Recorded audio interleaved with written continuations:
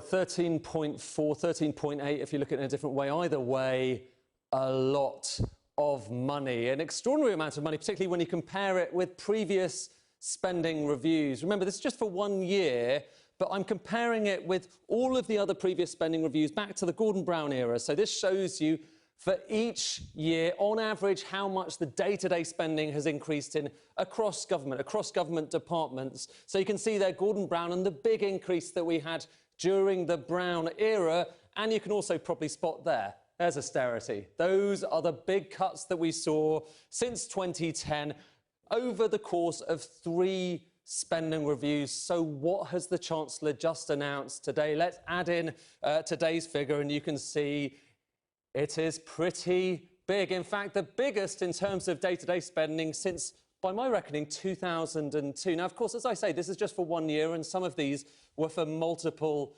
years.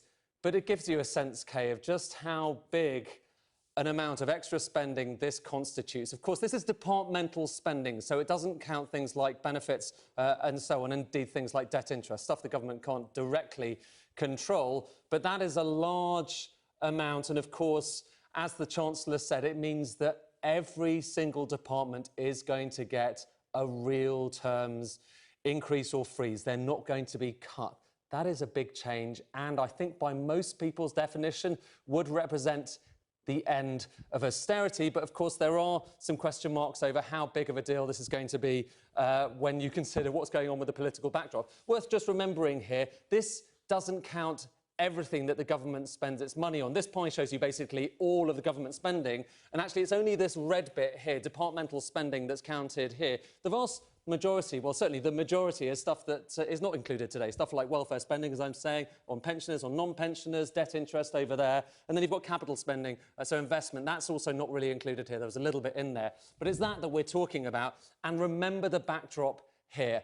Over the course of the last few years, in fact, a decade and a bit, we have seen big cuts across different departments. So this just shows you all of the different departments within Whitehall, and the majority of them has seen very big cuts indeed, except for some obvious exceptions.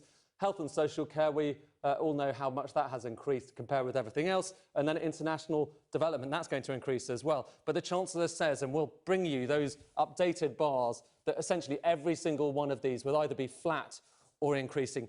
That is big news, Kay, but there is also a big thing to reflect on. This is going to be expensive, and the Chancellor also announced that he was going to change the fiscal rules. In other words, we could have a lot more borrowing if he gets his way. Of course, all of that depends, Kay, doesn't it?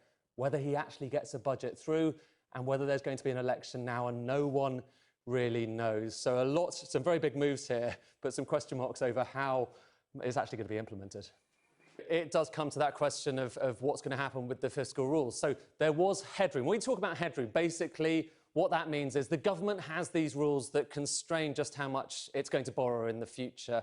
And if you were going to continue to obey those rules, you had, in theory, about 14, maybe 15 billion pounds of headroom. Like I say, it's headroom against the rules. It's still extra borrowing, but it's borrowing that would mean that you don't break the rules. Well, the Chancellor, in the space of what he's done today, and let's just remind you of what we're talking about, in the space of this extra spending, has basically spent the entirety of that headroom, and it's borrowed money, let's remember that. And finally, let's remember that we haven't yet had an update on how the economy is doing, and since we got that £15 billion update on how much the headroom was, the state of the economy has potentially deteriorated, and so it may not be £15 billion anymore. It may be that he's actually overspent compared with those fiscal rules. As I say, he's going to rewrite them anyway. But what a striking moment it is, the first big statement from this Chancellor, and rather than laying out the credibility that he intends to maintain, he has splurged. This is a lot of extra money, and essentially it's a big change from where the Tories were only a few weeks ago.